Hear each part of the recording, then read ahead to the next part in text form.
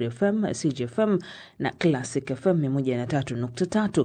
Kenya ni Count FM na Nyota FM. Uganda Radio Kitara, Radio Lira na Radio Paidha. Jamhuri ya Kidemokrasia ya Kongo, Radio Muungano Beni pamoja na Lizard Radio. Internet katika bbcswahili.com. Matangazo haya pia yanakujia moja kwa moja kupitia ukurasa wetu wa Facebook. Msikilizaji, rambaza tu andika BBC Swahili. Mimi ni Skola Kisanga. Ushahidi kutoka Iran unaonyesha kwamba vikosi vya usalama vinatumia nguvu kubwa vikijaribu kukabiliana na maandamano dhidi ya serikali. Picha moja ya video imeonyesha miili mingi ikiwa imepangwa nje ya chumba cha kuhifadhia maiti kusini mwa Tehran. Chanzo kimoja kimeiambia BBC kwamba watu sasa wana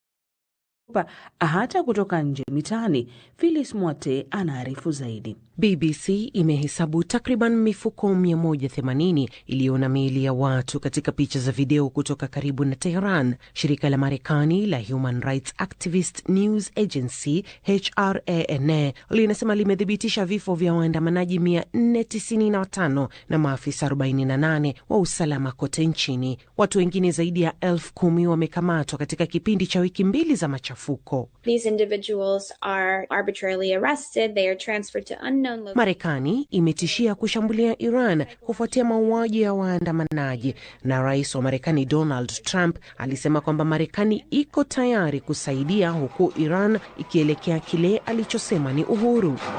Maandamano hayo yaliyoanza kutokana na kupanda kwa gharama za maisha sasa yanaegemea kukomeshwa kwa utawala wa kidini wa kiongozi mkuu wa Iran Ayatollah Ali Khamenei.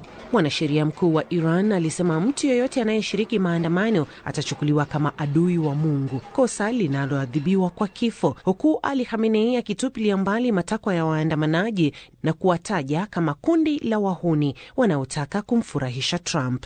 BBC na mashirika mengine ya kimataifa ya habari hayawezi kuripoti kutoka ndani ya Iran, na serikali ya Iran imezuia huduma za mitandao tangu Alhamisi, na hivyo ni vigumu kupata na kudhibitisha taarifa. Siku ya Jumapili, Iran ilitangaza siku 3 za maombolezo kwa kile ilichokiita mashahidi waliouawa katika mapambano ya kitaifa ya Iran dhidi ya Marekani na Israel.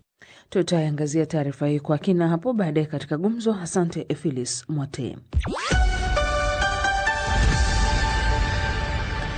Wakati kampeni za wagombea 8 wa urais nchini Uganda zikielekea tamati kuelekea uchaguzi mkuu Januari 15, kwa mara nyingine inaonekana wazi kwamba ni ushindani wa watu wakubwa wawili, yaani Rais Yoweri Museveni wa chama cha NRM na Robert Kyagulanyi maarufu kama Bobi Wine, yeye ni kiongozi wa chama kikuu cha upinzani cha NUP. Chama tawala kinawahimiza wapiga kura kulinda kile wanachokiita mafanikio yaliyopatikana kwa juhudi kubwa, huku upinzani ukihamasisha wafuasi wake kuwa na ahadi za mabadiliko baada ya miongo kadhaa ya uongozi.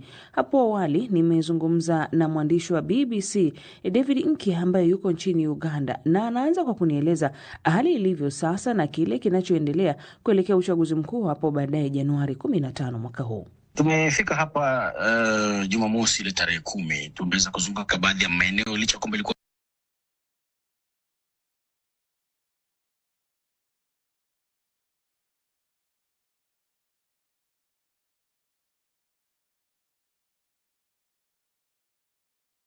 huenda wakati huu huyu akaibuka mshindi ama huyu akaibuka mshindi. Lakini katika bbcswahili.com matangazo ya pia yanakujia moja kwa moja kupitia ukurasa wetu wa Facebook. Rambaza tu andika BBC Swahili. Mimi ni Skola Kisanga.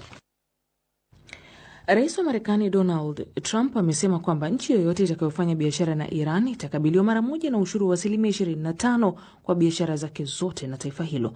Tangazo hilo limetolewa kwenye mitandao ya kijamii linafuatia vitisho vyake vya mara kwa mara vya kuchukua hatua dhidi ya Iran kutokana na habari kuwa utawala wa Iran unatumika kinguvu kupita kiasi na kudhibiti waandamanaji. Phyllis Mwate na taarifa zaidi. Rais Trump ameandika kwenye mitandao ya kijamii kuwa ushuru huo unaanza kutekelezwa mara moja, lakini hakutoa maelezo ya kina kuhusu hatua zipi hasa zinachukuliwa kuwa kufanya biashara na Iran. China ndiyo mshirika mkubwa zaidi wa kibiashara wa Iran, ikifuatwa na Iraq, Umoja wa Falme za Kiarabu, Uturuki na India. Hatua hii inakuja baada ya Trump kutishia kuingilia kijeshi iwapo Iran ingewaua waandamanaji. Tutawashambulia kwa kiwango ambacho hawajawahi kushambuliwa kabla, hata hawataamini. Nina njia tofauti na zilizo na nguvu kubwa sana. Ikulu ya White House haikutoa taarifa zaidi kuhusu ushuru huo, ikiwemo ni uagizaji wa nchi zipi utakaoathirika zaidi. Hasira kuhusu kuporomoka kwa thamani ya sarafu ya Iran rial ilichochea maandamano mwishoni mwa Disemba ambayo yameongezeka, na sasa waandamanaji wanakosoa uhalali wa uongozi kwa kiongozi mkuu wa Iran Ayatollah Ali Khamenei. Shirika la habari la wanaharakati wa haki za binadamu lenye makao yake Marekani, HRANL, linasema limedhibitisha vifo vya karibu waandamanaji 500 na maafisa wa usalama 48 nchini humo, huku vyanzo vikiambia BBC kuwa idadi ya vifo huenda ikawa juu zaidi. Hata hivyo, BBC kwa sasa haiwezi kuthibitisha kwa uhuru takwimu hizo, na hadi sasa mamlaka za Iran hazijatoa takwimu rasmi au za uwazi kuhusu idadi ya waandamanaji waliouawa. Mamlaka za Iran zimeshtumu Marekani na Israel kwa kuchochea machafuko na zikalaani maandamano hayo na kuyataja kama vitendo vya kigaidi. Nam ni Phyllis Mwate.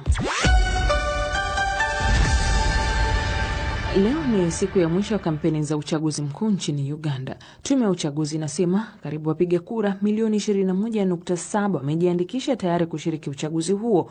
Ushindani mkali bado uko wazi kati ya kiongozi wa chama kikuu cha upinzani Robert Kyagulanyi wa chama cha NUP dhidi ya Rais Yoweri Kaguta Museveni wa chama cha NRM ambaye anatetea kiti chake. Sasa kufahamu zaidi hali iko vipi, muda mfupi uliopita nimezungumza na mwandishi wa BBC David Nkya ambaye yupo Kampala nchini Uganda.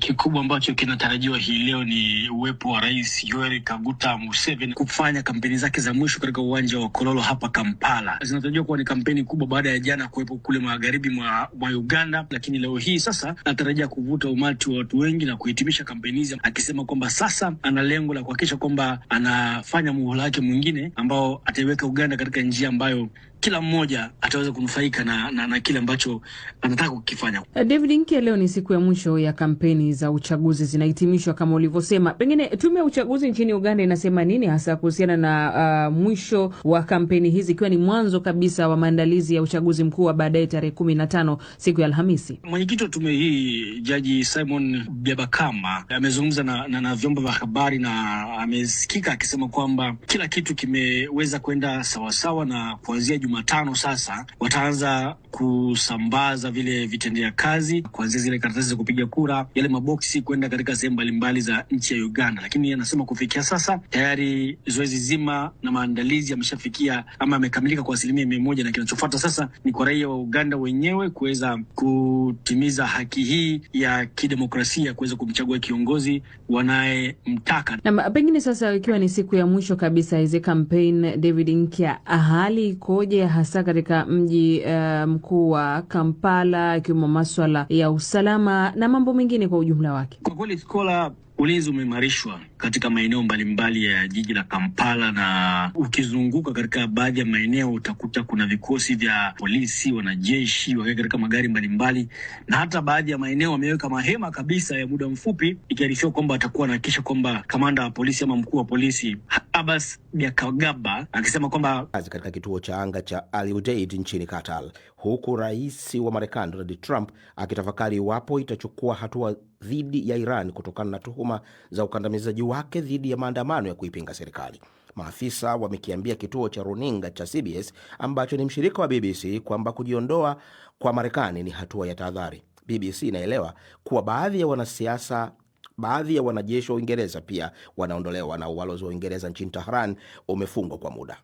Na Ukraine imetangaza hali ya hatari katika sekta ya nishati nchini humo, ikilenga zaidi jiji la Kiev, huku mashambulizi yanayoendelea ya Urusi yakiwaacha maelfu ya wakazi bila umeme. Taifa hilo liko katika hatua ya majira ya baridi, huku jotoridi la usiku mmoja huko Kiev likishuka hadi takriban nyuzi joto hasi 20. Baada ya mkutano maalum wa baraza la mawaziri, Rais Volodymyr Zelensky amesema kikosi kazi kitakachofanya kazi kwa saa 24 kitaundwa ili kukabiliana na madhara ya mashambulizi ya anga ya Urusi na hali mbaya ya hewa. Hii ni BBC.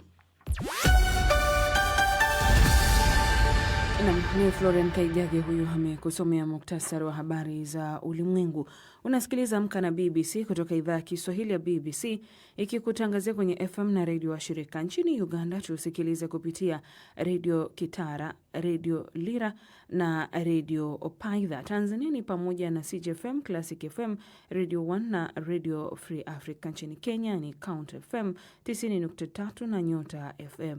Jamhuri ya Kidemokrasia ya Kongo, Lizadel Radio, lakini pia na redio Muungano kule Beni. Internet ni